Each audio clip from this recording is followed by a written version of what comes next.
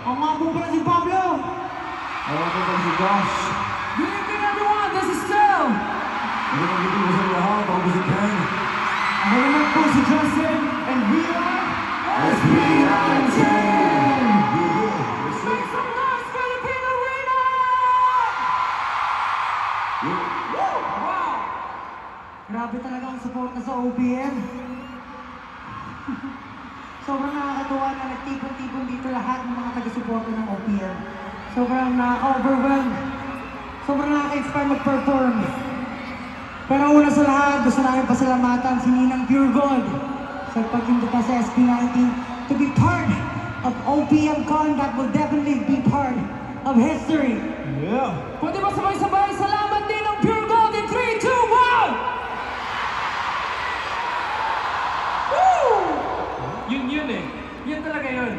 Grabe, maraming salamat po Ninang Pure Gold for organizing this event, for supporting and promoting OPM.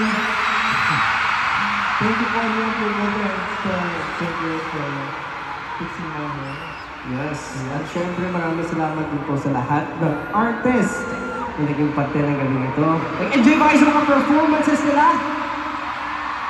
Kung nag-enjoy kayo, palakpakan naman natin ang Billy! Kaya!